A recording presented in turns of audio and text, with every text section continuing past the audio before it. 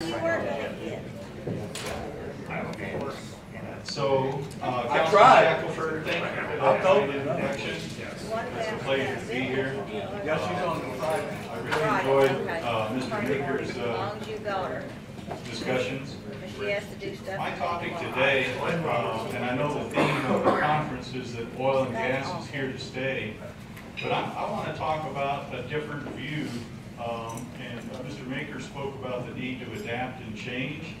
And that's really the theme of this talk, is that there's some major changes happening in the regulatory environment, the tax environment, the legal environment, and in the oil and gas patch.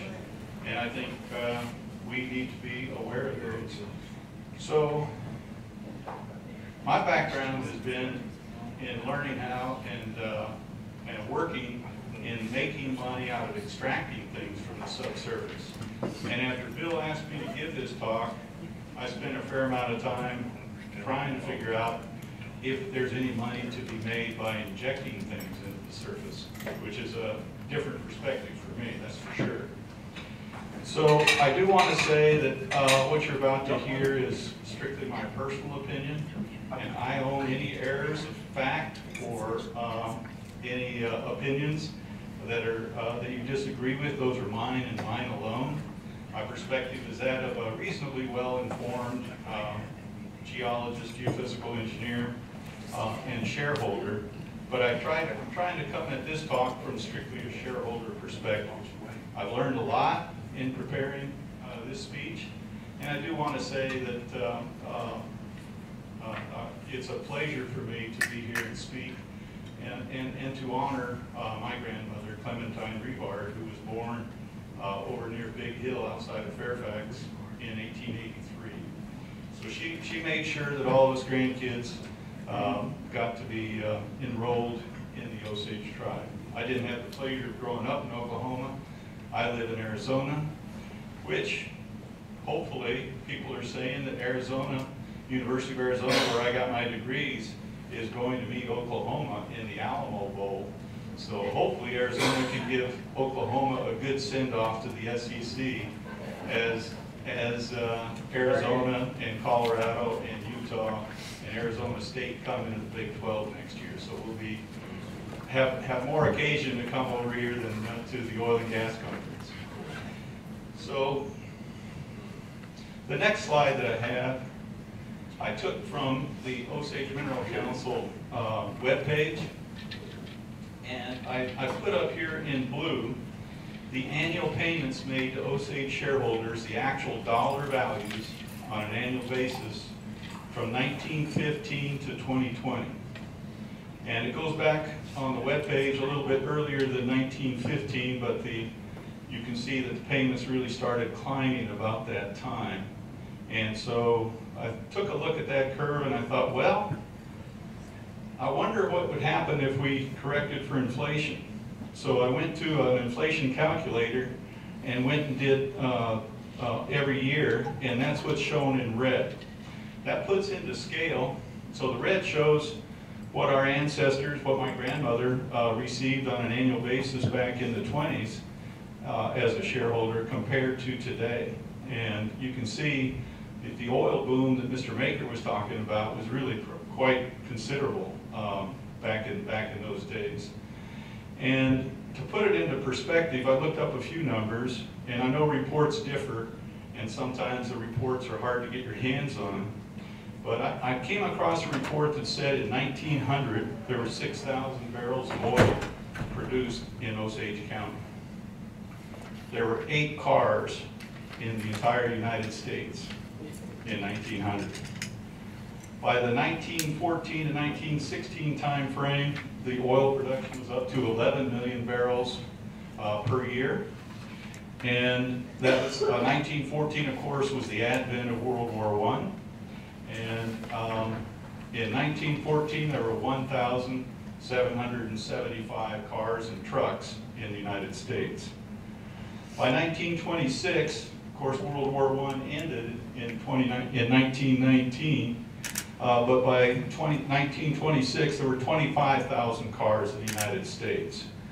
So this original oil boom, which is reflected here in the payments to the Osage shareholders saw and participated in quite a few world events. Three things came together: World War I, the dramatic increase in the automobile industry, and essentially the birth of the modern day oil and gas industry. I don't think you can name an oil company today that works out today that didn't at one point in time have a straw into the Osage reservoirs. Just to name a few, Occidental Petroleum, which is a big operator in West Texas, but they purchased City Services a couple of decades ago, and City Services was one of the early companies here. Chevron bought Texaco, and Texaco bought Getty. And Getty was a big player here, and that's been well documented. ExxonMobil, of course, one of the forerunners to the Standard Oil companies, was present back in the day. And of course, Phillips and Conoco. And the joke down in Houston was that neither Phillips nor Conoco could move their headquarters out of Oklahoma until they merged, and that's when they moved their headquarters down to Houston. You know, you can see a couple of spikes on these curves, particularly on the inflation-corrected curve. Some of those I haven't delved deeply into that, but some of those are related to oil price spikes. But some of them are related to technology spikes. Secondary recovery came in at one point in time. Horizontal drilling came back in.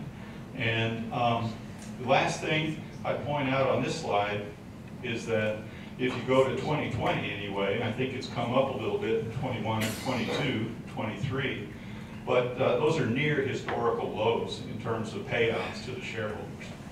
So that begs the question, what can we do, or what can be done to increase annual payments to shareholders?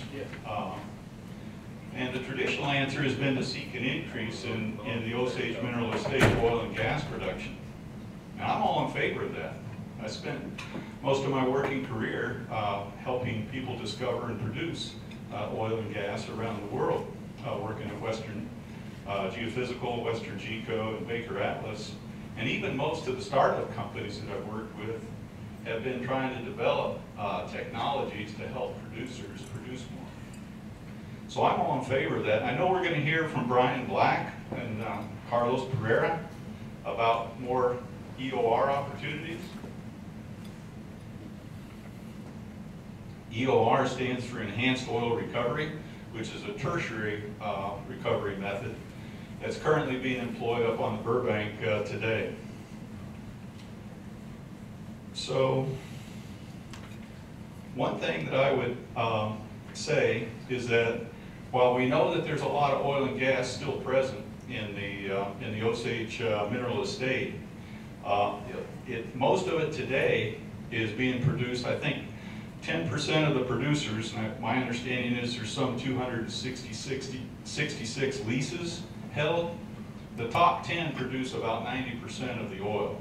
So most of the lessees, most of the producers are producing small amounts of oil from stripper wells. And I would say to you that I don't think stripper wells is going to substantially increase the rate of production or the rate of payouts to the Osage shareholders. So we're probably going to need to think about something else. And the single biggest producer, if my information is correct, is Capture Point, which started its time as Purdue Petroleum. And they're operating the North Burbank field with a CO2 injection to flood that field today. So I think there's a lot of opportunities, and I think we ought to pursue every one of those EOR opportunities that's out there. But my talk is to see if there's any other ways to gain income from the mineral estate, specifically carbon sequestration. And I think, you know, like Mr. Maker said, the Osage have been adaptable and persevered, and I think this is another step change in the oil and gas industry that we're about to go through, or that is already going, rippling through the oil and gas industry around the world. So, first off, let's define carbon sequestration. These definitions are taken straight off the U.S. Geological Survey's website, and it's basically the process of capturing and storing atmospheric carbon dioxide. Simplest way to do that is by planting a tree.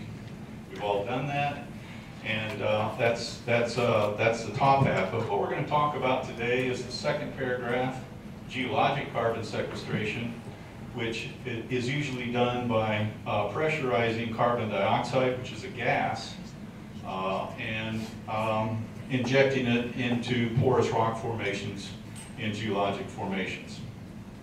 So let's take a closer look at what that might look like.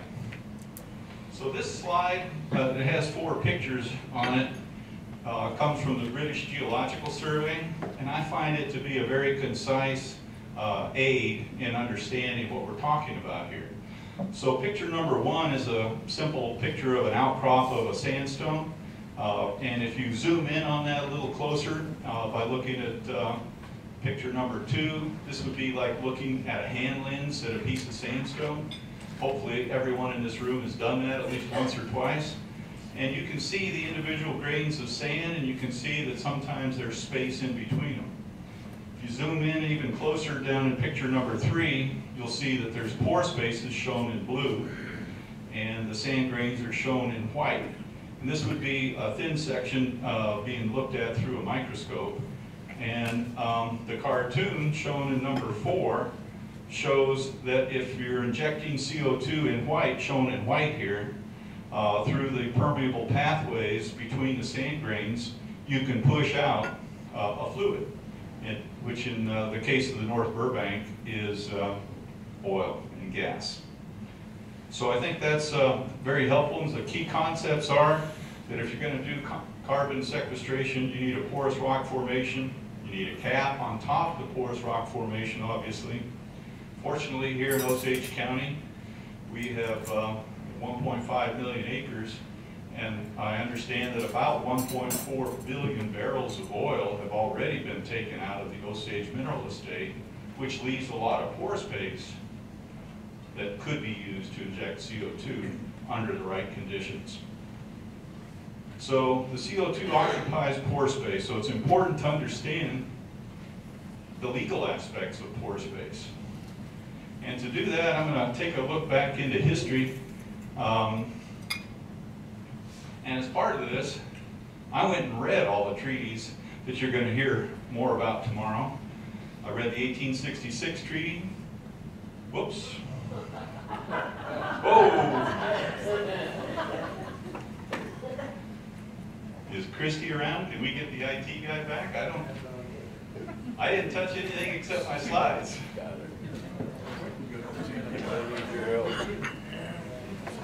So the map that you're about to see will show the ancestral territory of the Osage. And as John described it, there we go. I hope somebody actually did something and it just wasn't the gremlins in the system that did that. Yeah. But in the upper right-hand corner, you can see what is considered to be the ancestral territory of the Osage, up the Ohio River Valley, the Mississippi River Valley, the Missouri, the Arkansas, and of course the Mississippi rivers. And I think in 1872, the Osage purchased the land shown in the upper right-hand corner as the purple dot there, which is Osage, now is Osage County. And I show that down in the lower right-hand corner in light green. And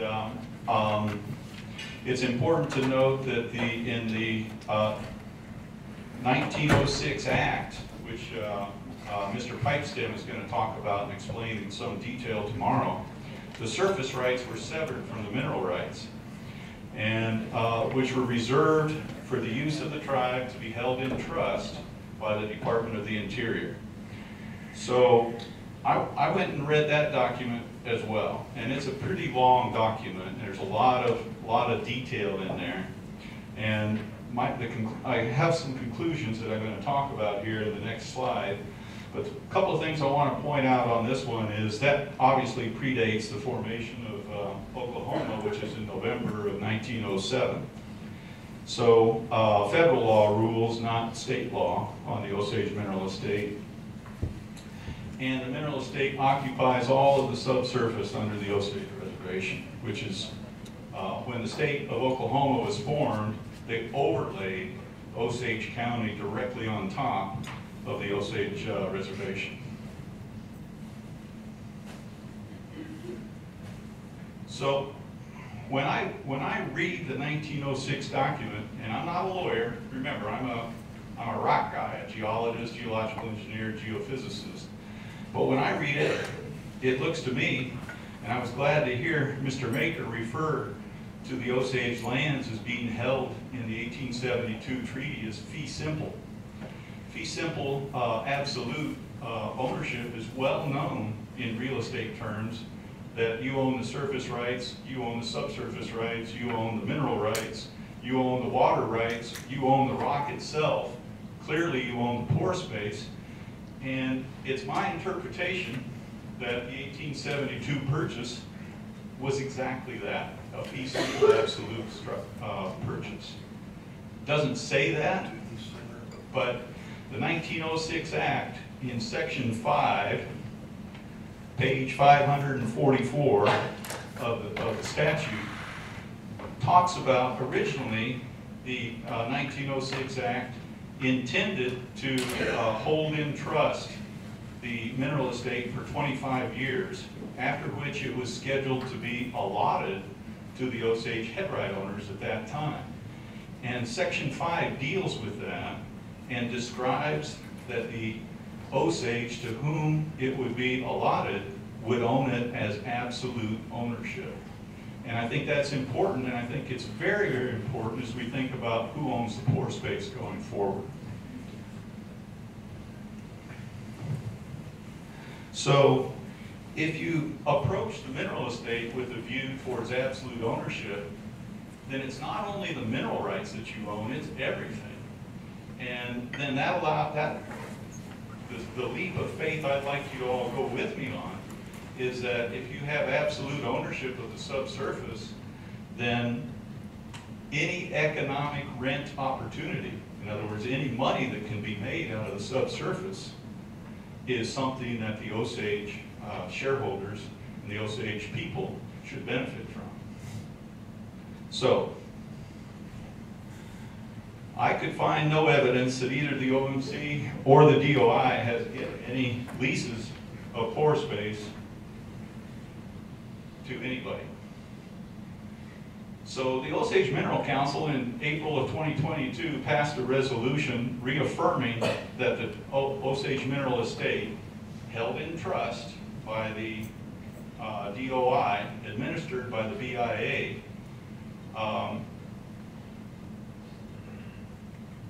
and that the trust owns the subsurface pore space as part of the mineral estate. They wrote a letter in June of 22 to the DOI, Indian Affairs, and the EPA stating that, and stating that a lease is required with specific reference to carbon sequestration. I'd like to thank all the members of the Osage Mineral Council for taking those actions. That's very important actions, protecting the future of what I think could be pretty important. These actions, as important as they are necessary, but they may not be sufficient. We may need to do more as we go forward. Okay, now that we know a little bit about carbon sequestration and pore space, let's take a look at carbon credits. And I see Brooke here from Rebellion Energy Solutions, and I know Stacy's going to talk tomorrow about well plugging. And Brooke was kind enough to loan me this slide, which shows as soon as you start talking about carbon credits, you can get lost in the weeds pretty quickly because there's 170 different types of carbon credits. I'm only going to talk about two today. I'm going to talk about fugitive emissions, which is shown over here. And I'm going to talk about carbon capture and storage, which is shown up a little bit higher under industrial processes. So, when I look at a new business opportunity, first thing I do is follow the money. Because if we're going to make money out of something, you gotta know how the money flows. So my thesis is that CO2, we ought to think of it in terms of the new black gold. And to give you some sense of size of this business, the voluntary carbon market in 2020 was already at $2 billion on an annual basis in 2020. It's expected to grow by a factor of 5 to 20 by the year 2030. Okay, so we're already partly through this decade. There's only 6 more years to go, and it's growing fast. So I think Stacy is going to talk a little bit more about this tomorrow. But typically, if you do a carbon credit, and who might do a carbon credit? Well, let's say that Martin Scorsese or Leonardo DiCaprio wants to offset their carbon footprint from all their private aircraft that they fly all around the world in. Today, it's a little complicated for them if they wanted to benefit the Osage Nation and the Osage shareholders by buying a carbon credit on the Osage Reservation, because it's not easy to do. Nobody knows how to do it. So this is something we need to figure out. But typically, carbon credits are established by two parties negotiating a price and registering what they've agreed in a carbon registry. And Stacy's going to talk a little bit about a carbon registry tomorrow, right? Yes. That's good, because she's expert in the topic and I'm not. And I'm happy to answer questions. Good, okay. So as an example, Rebellion Energy Solutions, that's a typo, it should say solutions there, not services. They have pivoted their business model from being an oil and gas company to being a well plugging company with the purpose of avoiding methane fugitive emissions into the atmosphere, and they get paid by booking carbon credits through a carbon registry. They use private funds to do this, and so I think that's a very interesting business model. The second very important thing in terms of following the money are 45Q tax credits. And I'll talk a little bit more about this, but the scale of this is expected to be $33 billion in total in the United States for the years 2022 to 2032. So this is big business. This is serious business.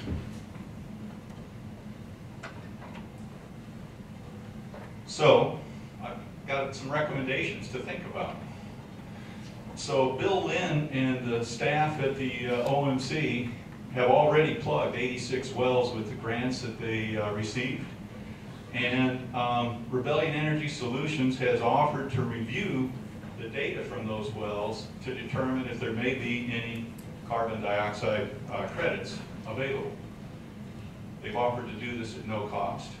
I'm not a shareholder in Rebellion Energy Solutions. I have no axe to grind there, but I'm just grateful that somebody has pivoted to this business model and has offered to do this review, and I think the OMC ought to consider taking them up on that.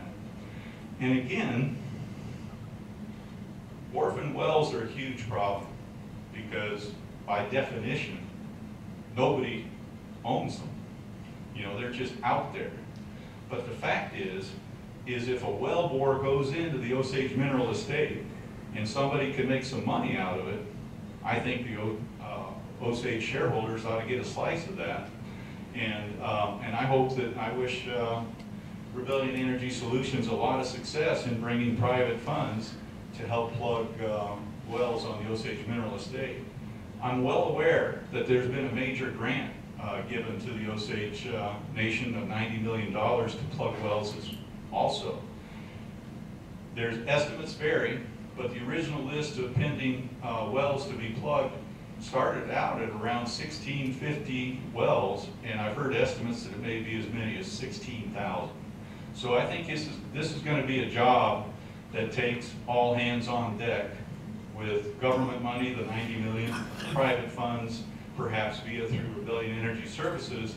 But we're going to have to think about how we handle the legalities, the liabilities, and set up the business to get carbon credits from those wells that are eligible for them as we go forward in this, and that's going to be an important piece. But it's a win-win for everybody.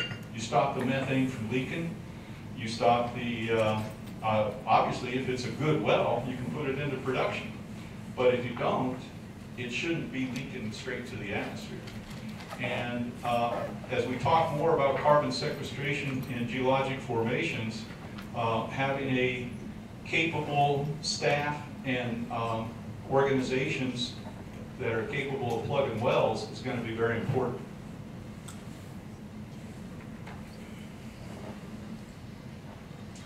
So let's move on and talk about geologic intentional capture and utilization and storage. So this slide is from the, as you can see at the bottom, is from the Oil and Gas Climate Initiative, OGCI.com. I took it straight off their website. This is oil and gas companies around the world. So there's more than 40 projects already underway, and with at least $12 billion invested in the last 3 years. That's a lot of money that oil and gas companies are investing in carbon sequestration.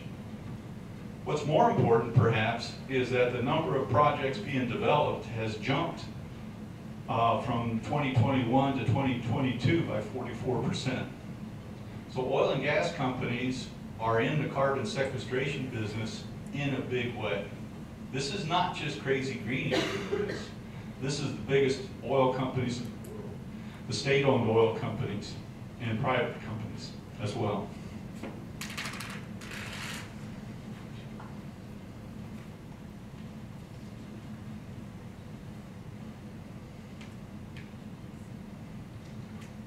So in terms of categories of geologic storage, let's look at two different categories. One is enhanced oil recovery, which would be carbon capture, utilization, and storage. That's what the CCUS acronym stands. So the utilization in that case is the injection of CO2 into a reservoir, in our case it's the North Burbank, in order to increase production of oil from that field. And Capture Point is doing that with a dedicated and proprietary CO2 pipeline from Coffeyville, Kansas, from the nitrogen plant up there. You can also store CO2 without it being utilized, simply sticking it into the ground for long-term storage, getting it out of the atmosphere. That requires a Class 6 EPA permit. Where does the CO2 come from? It could be captured from industrial sources such as a refinery, a natural gas processing facility, or even with big fans or other mechanisms to take carbon dioxide directly out of the air. Those are a little bit less efficient because actually CO2 only is 0.4% of our atmosphere. Nitrogen and oxygen make up by far the vast bulk of what we breathe. But anyway, the storage of CO2, CCS, would require a source of CO2, obviously, and then injecting it into a porous rock with a cap. Capture Point has already applied for a permit to the EPA for 20,000 acres of CO2 storage on the Osage Mineral Estate. They applied for that in September, and my understanding is they intend to apply for another one by year end. So, remember, I said we need to follow the money. So, what are 45Q tax credits?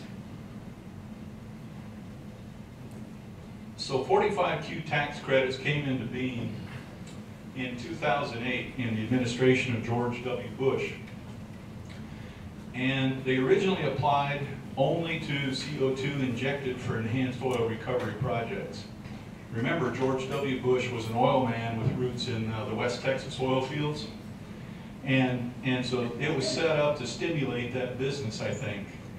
And, but today, if you inject CO2 for an EOR project, you can earn a tax credit of $27 and change, and that's going up on a pro rata basis to $35 by 2026. And then after that, it's going to be inflation adjusted. So that's significant. And if you do CO2 injection not associated with enhanced oil recovery, the numbers are even more impressive. Basically $41 per metric ton of CO2. And in round numbers, and Barbara can probably correct me, but in round numbers, a metric ton of CO2 is about equivalent to 2 million cubic feet. You know, that'll depend, but that's a rough number. And that number goes from $41 to $50 by 2026, and then is inflation adjusted after that. So this is big money, and projects must start construction by January 1 of 2032. And so this explains why there's a lot of activity in the space of finding suitable places to inject CO2 in large quantities. Federal government set the title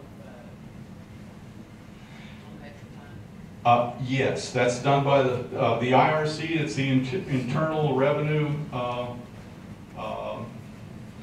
Regulations, Section 45Q.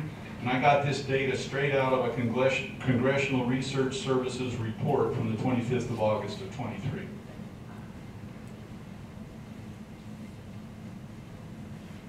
So there's a lot of activity happening, and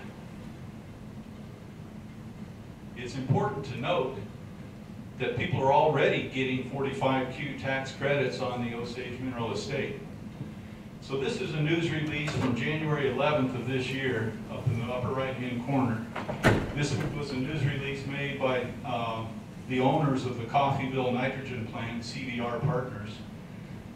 And this text is a screenshot of the news release, which I've summarized in red on the right-hand side. So one of the features of the 45Q tax credits is that if you don't have a big enough tax liability to absorb all the tax credits, you can sell these on the open market. You can sell them to a company that has a tax liability and can use it. So in other words, a carbon tax credit can be turned into cash. And that's what CVR Partners and CapturePoint did in January of this year. So they received an $18 million check each in January of 2023. And the agreement by selling something to a third party is my interpretation of this news release. And they expect to earn at least $22 million and possibly as much as $38 million more by the year 2030. So this is already happening, and this is as a result of the CO2 injection that's happening up on the North Burbank field.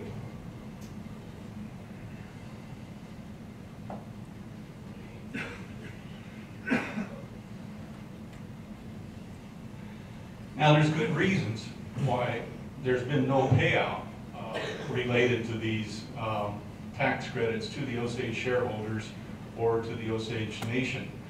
And let me try to explain my understanding of why that is. CO2 to be used as an injection, as a tertiary recovery method for oil and gas was worked on in the 70s. The first commercial application of that was in the Permian Basin in the mid-80s. So people had tried water flooding, and people were looking for a better way. And in the Permian Basin, my understanding is they were able to locate some naturally occurring CO2 deposits that they were able to tap into and flow into the reservoirs in the Permian and push out oil and gas and increase oil and gas. Back then, nobody was thinking of earning money by injecting the CO2. Everybody was doing it to earn more money out of the oil being produced, not the CO2 going into the ground. But that changed with the advent of the 2008 law, which created the 45Q tax credits. Now, the monies weren't all that big back then, but they became a lot bigger. And so it's understandable why the permitting authorities, the Osage Department of Natural Resources and the EPA, granted permits for this without compensation to the Osage Nation, because the mindset has been by everybody that, well, you make money out of the increased oil. But I think these new tax credits that are in place now have kind of changed the game, and we need to update our thinking. So Chaparral actually started the EOR project back in 2013, and Purdue Petroleum, which is now Capture Point, took over from Chaparral Energy in 2017. But the fact is that they essentially got permits which gave a royalty and cost-free lease of the subsurface pore space owned by the trust at the DOI, held for the benefit of the Osage Nation. So I would suggest that Capture Point and the OMC should agree to address that, even if it's only by granting a waiver of a lease to Capture Point for what they're doing. I think it's important to have the proper ownership before it's acknowledged.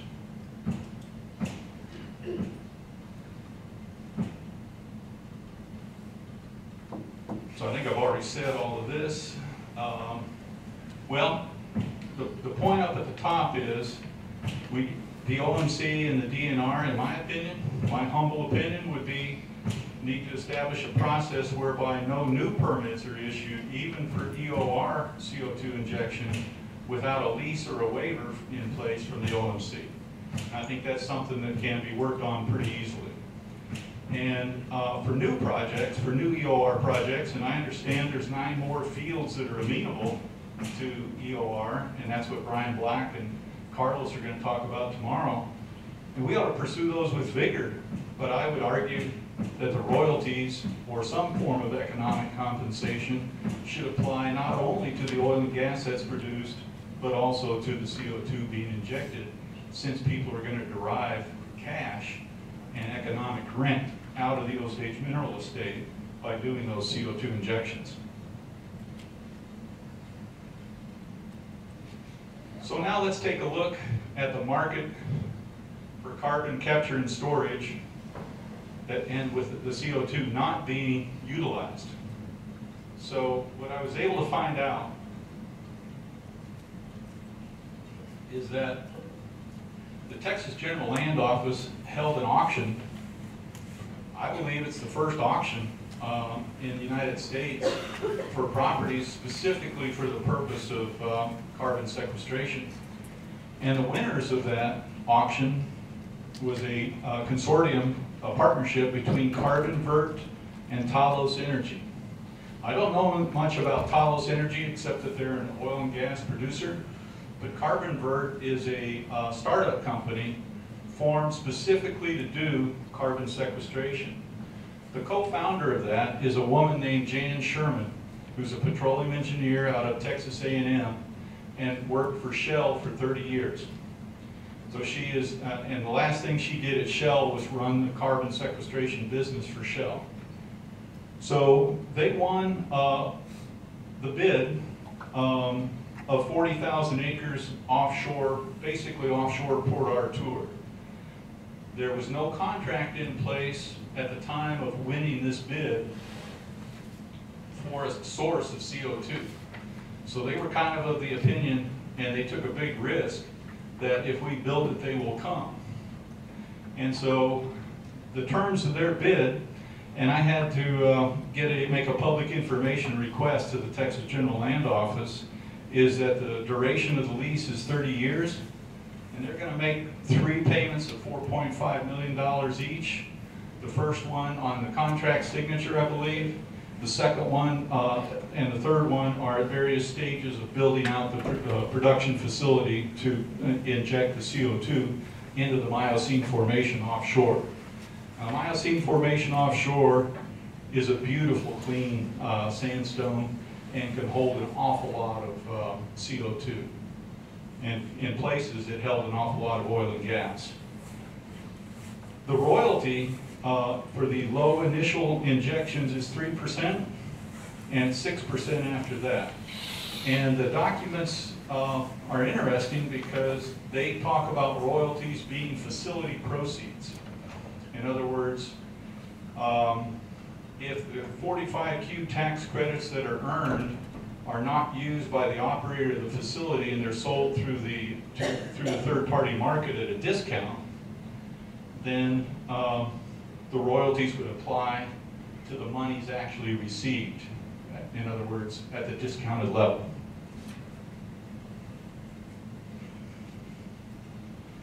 So that's the first marker for what the market is for these kind of projects. And on the right-hand side, that's a screenshot off the CarbonVert website. My box in orange over here is a summary. And shortly after CarbonVert and Talos won this bid, Chevron bought in for $50 million, 50%. So that valued owning the lease at $100 million for 40,000 acres. Need I remind everybody in this room that the Osage mineral estate is 1.5 million acres? And then in August of this year, Equinor, which is the national oil company of Norway, bought out CarbonVert, and CarbonVert is completely out of the deal going forward. So the deal is going forward now with Talos Energy at 25%, Chevron at 50%, and the National Oil Company of Norway at 25%. They claim that they're going to inject 100 million tons by 2032. And at 2023 numbers, that's $4.1 billion in 45Q tax credits. So this is big business, and this is oil companies doing this.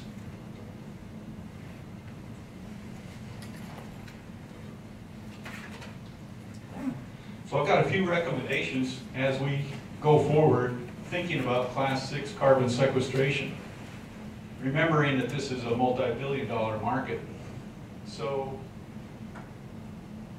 the OMC, in my opinion, and the DNR should probably open dialogues with the various federal agencies and Capture Point with respect to the Class 6 permit application that Capture Point has submitted. I wouldn't recommend that we oppose it.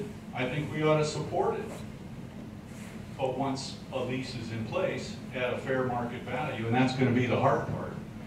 I had the occasion to talk to Jan Sherman, and she and I discussed what the relative value would be for an onshore permit and for a carbon sequestration project in comparison to the 40,000 acres offshore. And she acknowledged that the numbers are probably going to come down. So it's important to find a fair market value, but the only market information that we have is that from CarbonVert offshore. But a lease ought to be in place, and we should go forward. If we can't get that in place, then I would recommend that the OMC and an attorney, either the tribal attorney general or an outside attorney, consider filing a request for an injunction against any permits being issued without a lease with the OMC. We've got to protect and defend the interests of the shareholders in the nation, and that may need to happen. I hope it doesn't.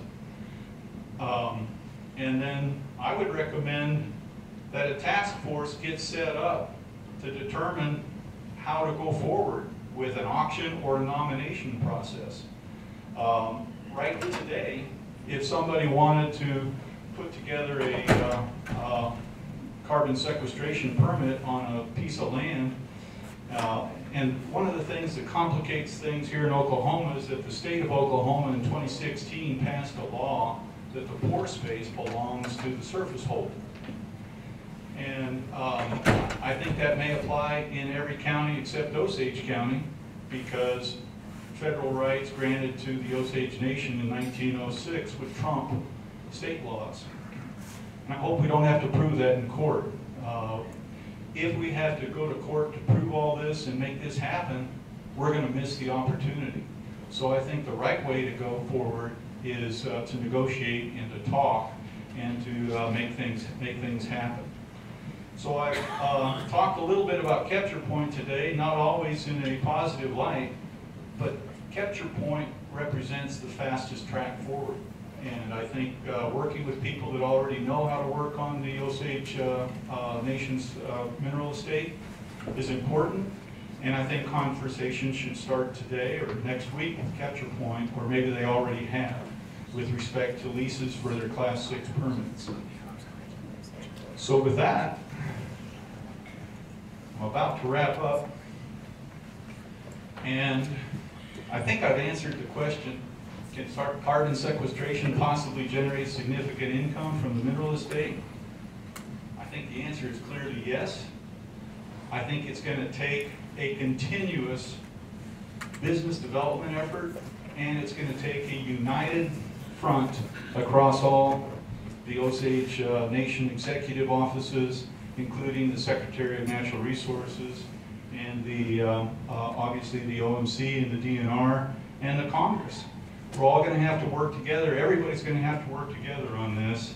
And I think it's going to take a positive and skillful problem-solving attitude with mutual respect, as John Maker pointed out, to all, from each party to every other party. Even if we can sort out the legalities and the financial arrangements, it's not going to be easy. I haven't even talked about the technical problems associated with carbon sequestration. We may have 200,000 wells or more on the Osage mineral estate. Every one of those is a potential leak of injected CO2 back to the surface. So this is going to need to be done very professionally, very carefully, and the right way to go about it, and I think maybe Barbara Hill will talk about this some tomorrow, maybe not, okay, is a full reservoir characterization of any potential site that's going to be chosen for, okay, for carbon sequestration. But I just want to point out, the first time I drove to Pawhuska, I went right by the Phillips 66 refinery, and I was thinking, I wonder if they're capturing their CO2 out of that refinery, and the answer to that is no. So Phillips is capturing CO2 out of a refinery that they own in England, and so I think the single biggest business opportunity for carbon sequestration would be to work with Phillips 66, capture the CO2 out of that refinery and find a good spot to store it for long term in the Osage mineral estate, and everybody can make a little money out of that, I hope. So with that, I would point out that the Oklahoma state flag has the Osage war shield on it, and modern day equivalent of war is going to court. I recommend we don't go to court. We stay out of court if we can. You know, the best way forward in business is to negotiate, not go to court. It takes too long and costs too much, and nobody's happy. And I would point out the landing page of Capture Point is over on the right-hand side, and it doesn't even mention oil and gas business. The business of Capture Point is capturing and sequestering carbon. So that's just yet another example of how the oil and gas business is pivoting towards this new paradigm that requires us to open our minds and change the way that we look at things. And with that, I think I've probably taken way too much time. Councilman Shackelford, but is there time for questions?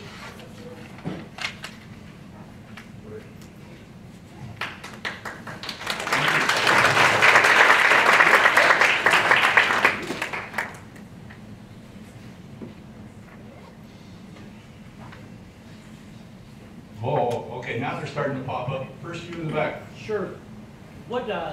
What's the Capture Point's production at Burbank represents what percentage of the daily production in Osage County? About a third, I would say. Is that right? About a third of the production in Osage County. The numbers I have in my head, I don't know that these are exactly right, are somewhere between 3,000 and 4,000 barrels a day from Capture Point, and about 10 to 11,000 barrels a day from everybody. What was the production before the CO2 flow? I'd have to defer that question to Bill Lynn. Okay, thanks. I believe it was around 1,200 barrels a day. Okay, the next person who raised their hand was over here. So since 2013, how many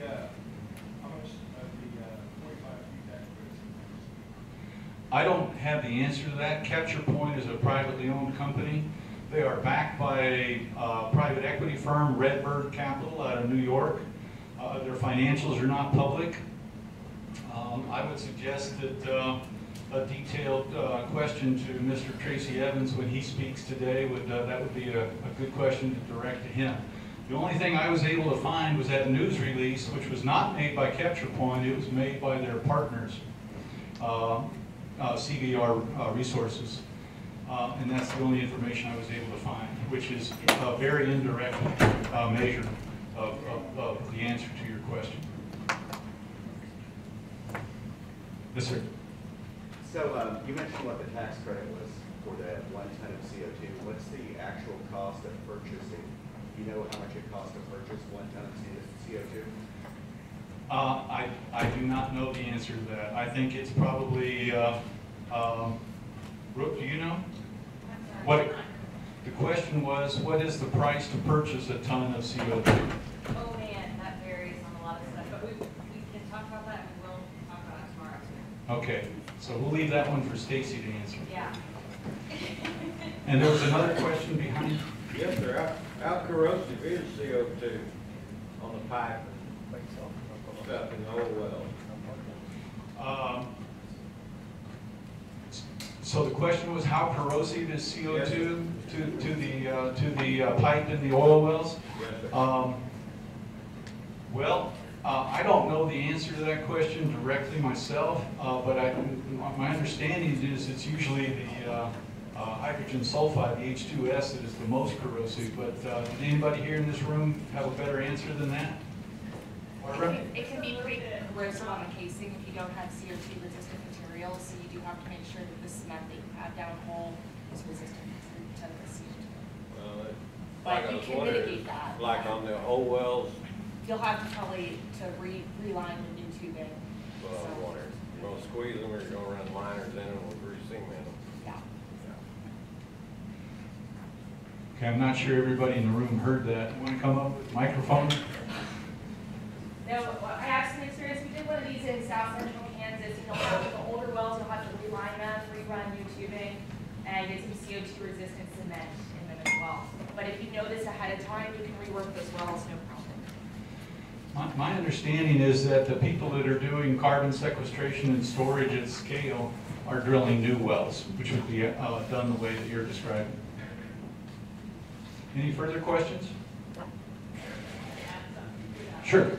One of the major problems with the orphan wells is the cement that you just mentioned. The cement, the carbonic acid that forms from the CO2 plus the water, which is just too corrosive, is very corrosive to the cement. You also have the corrosion of that to the iron in the pipes, and so not only do you have the pipes corroding, but then you have it coming up the outside of the pipe. So this is one of the reasons you actually have to put in a new pipe with new carbon or CO2 resistant cement. It's not cheap. Yeah. That is what we have to do. When we run CO2 in our lab, we have to re-pipe all of our equipment to carbon resistant linings and tubing and everything. You can't just run it on a normal piece of equipment without doing most of it eventually. And eventually means in a month or two. Okay, did everybody capture that? Sorry. And those materials are expensive, but there's also offsets and tax credits to help subsidize the additional cost if you're trying to run a CO2 injection well. So it helps mitigate some of those costs as well. Sir, Councilman. Question, you talked about private.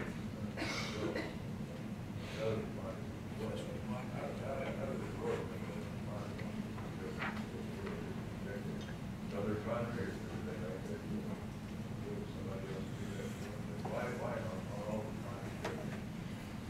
time? Well, up until recently, there was no, okay, the question was, why aren't all refineries already capturing the CO2 out of them? And also, how do they do it? Do they just inject it into the ground right beneath the refinery?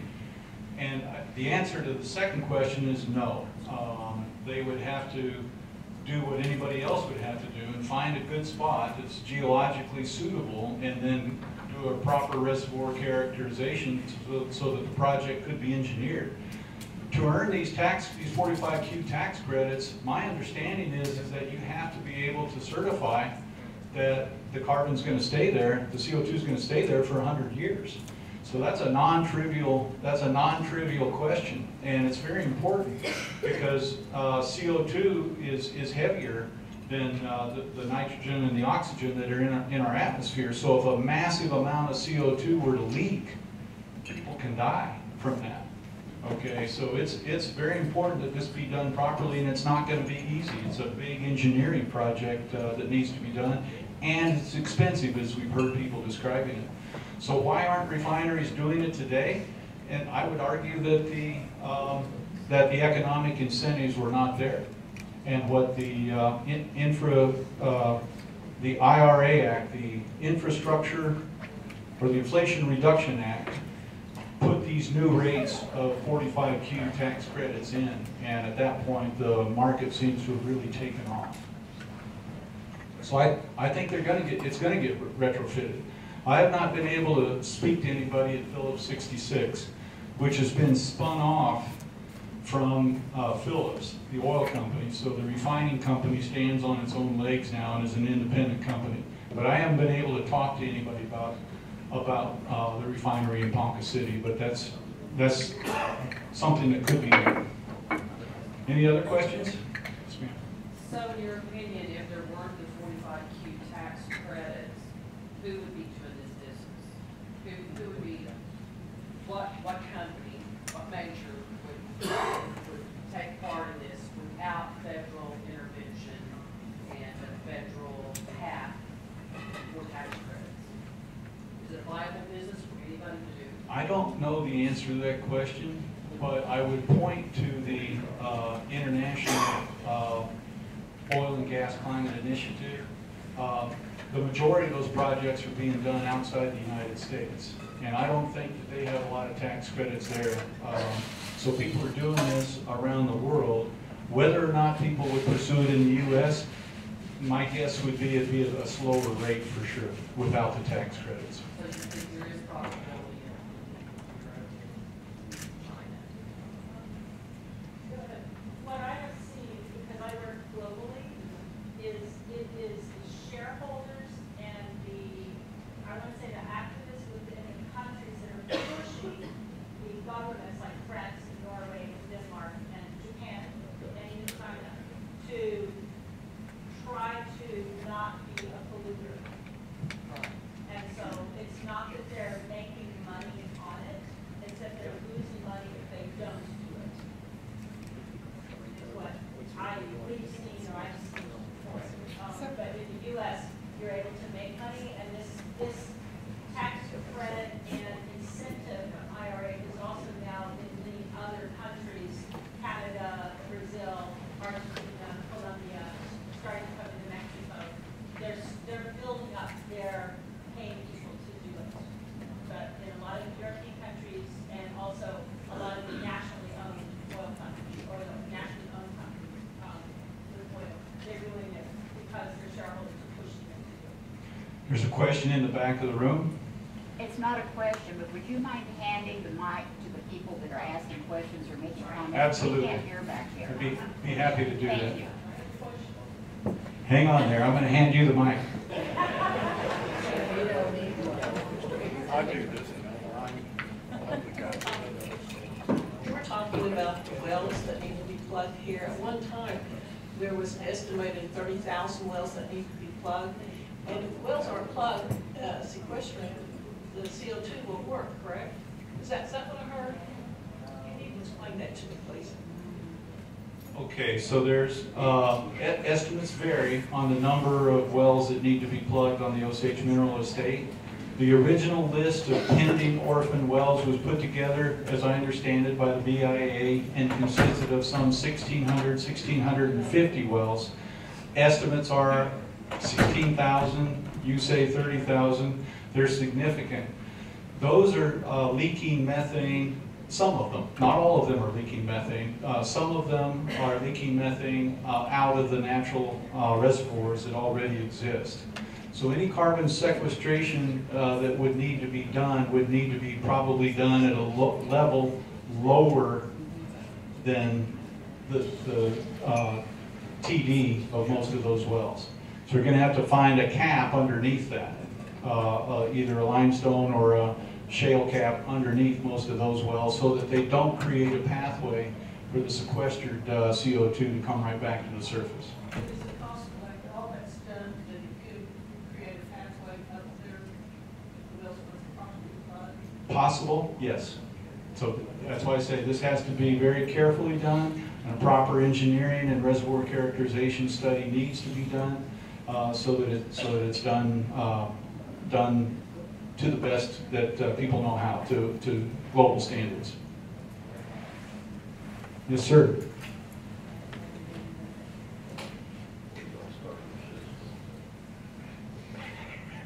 So we are with MI3 Petroleum Engineering. We do a lot of CO2 and hands-on recovery work in the U.S. Actually, the country that is leading CO2 EOR is the U.S. As we speak, we produce around 300,000 barrels of oil a day just from CO2 EOR in the United States. And there was a question about why do we people used to do this? Because they wanted to make money. We started doing this way before 45Q. So most of the original projects were done just because they were convenient.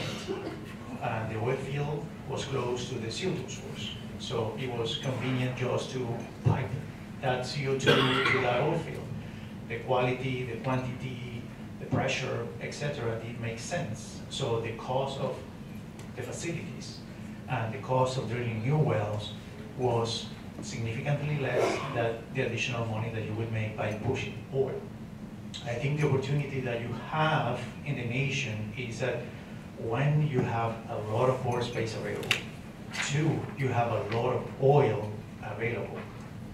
The challenge, technically speaking, is where is the CO2 source? So you're going to need a significant source. So in order to solve the challenge, you need economy of scale, in which from there you need to be able to pay for the installations to move the CO2 from where that source is to the nation to be able to inject it at a scale that would make sense for the nation.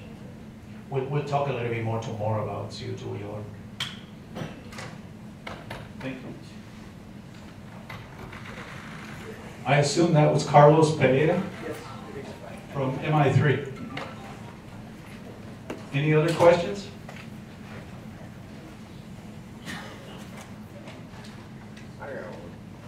Yes, sir. Hang on, I'm coming to the mic. That's all right. I can talk about that. That's what some say. On these orphan wells, what we do is go in and check, see if we Start over. It's on. It's on. What we do is go and check on these orphan wells. You go in with wire line, check where the fluid's at, see how much oil and water's on them, and see if it'll, and then run a packer in, put the MIT on it, and see if it'll hold. And we determine whether they'll produce or not. And if they don't, we go in, we set cement, bottom plug, let it set, come back and set the top plug up to the water zone and make sure it's covered all the way to the top. And I think the most important thing is protecting the water. And that's how it's done here. Thank you for that. Any other questions or comments? Well, it appears that I'm the last thing standing between you all and lunch, so I better hand the microphone back to Councilman Shackelford.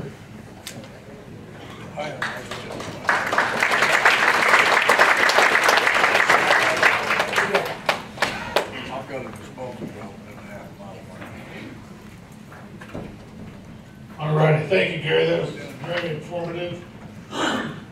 Again, like I said, historically, with oil and gas business, with the future, we have to have our eyes wide open and vetting and weighing all the options that come to the Osage Nation, especially the shareholders and people that put us these seats to look after their interest, working with the government, working with producers, people like Mr. Jones, because he's an Osage, and he's got a different way of looking at things, and it's very impressive. I was happy that he made it here today. I called him before the meeting started today, and he was here a year ago when we first got elected. And it's funny how this time things work out. And again, I think he's a conduit to us moving forward. I'm happy he's here, like all of you are here. So right now, we're a little bit ahead of schedule, if you believe it or not. So I'm just going to give you guys some free time between now and when we serve lunch at 12 o'clock, and then we'll resume back at 1 o'clock. And at that time,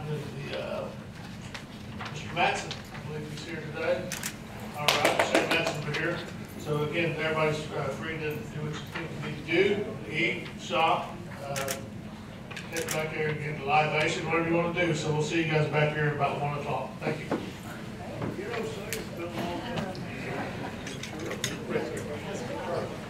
It's going to challenge.